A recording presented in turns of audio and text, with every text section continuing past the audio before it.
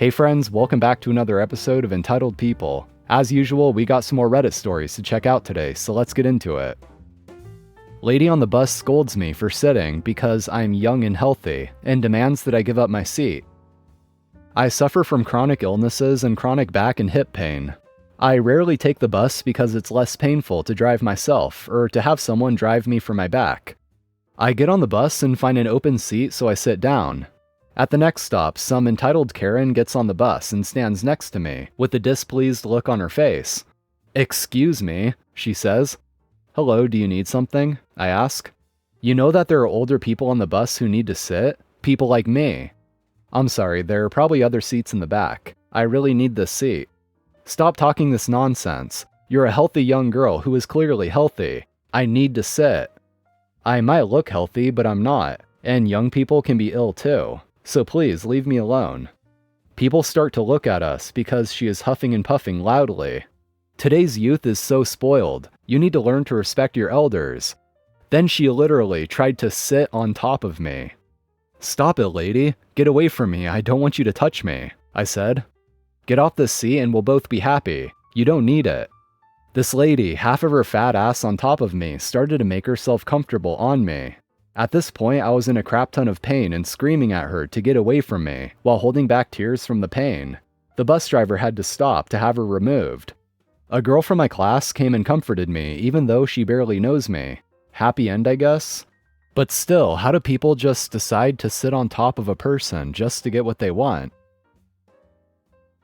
Good luck convincing people this is an ADA violation, buddy.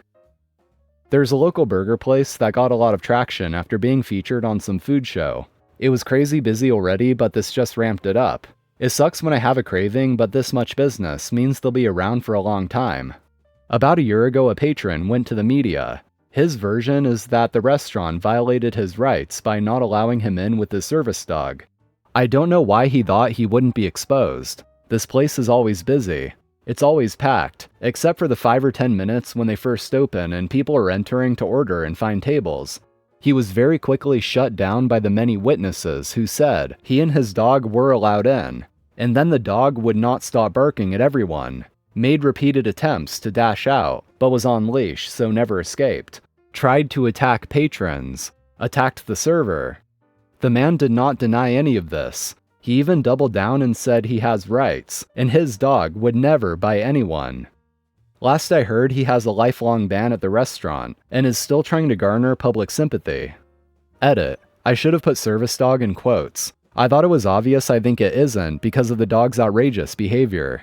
One of my family members qualifies for a service dog, but was daunted by the costs and fundraising that would be needed.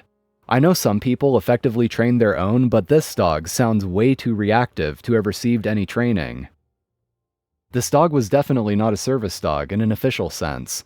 An attack dog maybe, definitely not a service dog though. But sure, everyone else is infringing his rights by not allowing him to bring a violent animal into a crowded space. Shoplifting 10 minutes before closing? Hope you like doors, because I sure do. So last week I experienced something quite funny in its own right at work and thought I'd share it here. So because of my company's rules, dealing with shoplifters are, in short, don't directly ask to check people's bags on the way out, or accuse people of stealing if you think and are not 100% sure they are stealing, as it might aggravate the shoplifter. My coworkers and I would mainly stay out of it, as infuriating as that may be, or at most stand at the end of the aisle they're in and glare at them to telepathically tell them to drop our gift bag they grabbed and started stuffing with other merchandise. To set the stage, it's 5:50 p.m., 10 minutes before closing, and I've just made the first "we're closing, get your stuff and check out" call over the intercom. It's just myself, female 20, and coworker Mike, male 17, not his real name of course, on shift. In walks a woman who immediately ducks her head and flicks her hood up, like she's about to close a sketchy drug deal in the back of the store. Gray jacket lady beelines for one of the fabric bags we sell at the checkouts, where I am, serving another customer, then immediately turns and speed walks into the store, like she's late for a meeting in the snack section. Now this is weird. Usually 9 out of 10 customers grab a bag at the checkout, so my inner monologue at this point is, here we go. I check out my final customer for the minute and radio Mike. Keep an eye on the woman in a gray hoodie with the hood over her head. She just grabbed a bag and zoomed into the snacks aisle. I know we can't do much, but maybe we can call security if she starts stuffing the bag. A side note, security in my country is honestly pretty useless. They can't touch you physically or block you at all. Mike says, well, I was gonna wait to start closing the doors, but I'll be up in a sec. The large panel doors to the main exit and entry to the store are usually closed by the person who's not on registers at around 5:55 p.m. each night, leaving just enough room to allow the last customer or two out of the store before full closing. Mike, the absolute legend he is, closed the doors early, not locking, leaving no gaps to allow customers out unless they want to drag a heavy door themselves. Not a very fun exit for a shoplifter. Gray hoodie woman hears the doors being dragged and bolts for the exit blocked off, followed by another woman looking equally as panicked. Mike and I grin as we realize they both have their bags stuffed with items from the store. I'm in the middle of checking out our final customer for the night while this is happening. Do keep in mind, a sweet older woman who's enjoying the show as much as Mike and I. Both shoplifters start wailing on the doors, bashing and searching for an exit like a couple blind mice petrified of the cat on their tails. In a sweet tone, I say, "Excuse me, ladies. I'm positive everything in those bags is from the store. The bags as well, in fact." And Mike says, "We know that stuff isn't yours. We saw what you two did." The shoplifters are still smashing the doors with their fists, feeling up and down as they both scream at us incoherently, throwing in expletives, of course, regarding Mike and I. Eventually, though, Mike does open the doors slightly to let out the sweet older lady, and unfortunately, the two stars of the show slip past and run as fast as they can. A little bit of an anticlimactic end, as you know, policy says you can't just grab the bag off them, but it was still fun to watch the panic and fear in their eyes. Woman claiming to own our property gave us a handwritten eviction notice, Kentucky. To preface this, my dad was gifted the house and property that we currently live on by his mother in 1991. It's right below where her house used to sit. She died in 2006, and a woman and her husband bought her house in 2010, and claimed they bought our property as well. My dad informed her that he had owned the property since 1991 and had proof, then took her to court.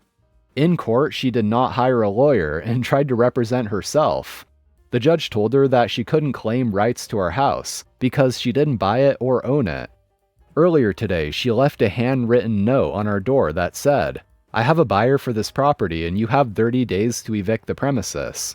We're speaking to our lawyer tomorrow, but I am very stressed about it right now and am wondering if she has any chance of being able to evict us." I made a few calls this morning to some local offices. It is for sure that we own the home on the land, but there's no document of who owns the property. The lady I spoke to said, there was a deed, and then just wasn't. So we're going to a deed office today to clear it up. Here's the letter. Quote, "Mrs. Insert my mom's name. I, insert crazy neighbor, owner of the property, is giving you 30 days to evict the premises. We are in the process of selling the property and already have a buyer. We spoke to some people this morning, and apparently it's still very muddy what happened. As far as we can tell, there was a mix-up somewhere between my father receiving the deed from his mother and the crazy neighbor buying the property above us. At this point, it seems the best option is to lawyer up. We have everything figured out now, so I figured I'd post a small update. Crazy lady has not come back to our house or contacted us in any way. We spoke to city and county officials and have gotten proof of ownership of our property, including the fact we paid our effing property tax today, and are beginning to take steps to get a restraining order on the crazy lady." Yeah, honestly, that conclusion there is as simple as it should be. Given that OP is the legal owner of the property, it should be no problem proving that to the city and county. This woman obviously had no right to try to evict OP, let alone with a sketchy handwritten note that wasn't even served in person. And I do wonder what kind of weird and unofficial process she must have gone through to find a buyer for a property that isn't even hers.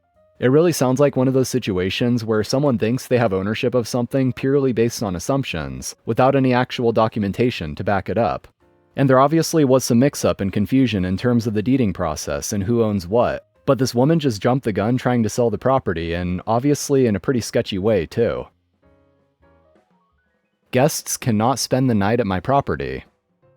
Back when I was in college, I lived in a 2-bedroom apartment with a nice German student. He was a nice guy and we would often have his friends over. I didn't mind it at all because I just moved to the area and needed new friends anyway. Our landlady though, she was a nightmare. She was the small grumpy lady who would complain over the smallest things. She doesn't live with us, but tries to control everything. The color of our sheets, the scent of candles that we light, where we put our stuff, etc.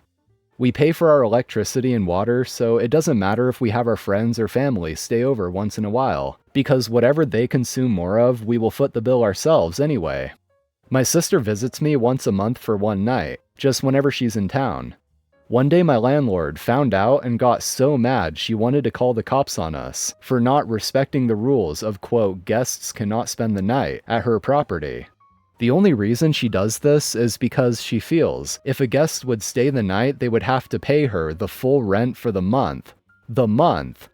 When one of my German roommate's friends was laid off from his main job, he was left homeless with only a graveyard shift part-time job. He asked if he could stay with us for about a week or two. I told him I didn't mind, but my landlady might mind. They told me not to worry. And she was fuming when she found out. Easily the day after, he decided to stay with us because she checks on us unannounced every other day and has security cameras outside our door. She threatened to call the cops on us again, and all my roommate said was, "But you told us explicitly no one can spend the night at your property. He is never here at night because he's working, so there's no broken rule here." She had nothing to say and left. We could hear her screaming from inside her car that was parked right outside. I had to pull my copy of the contract out, and we didn't have a specific clause on overnight guests, nor do we have a clause on visits.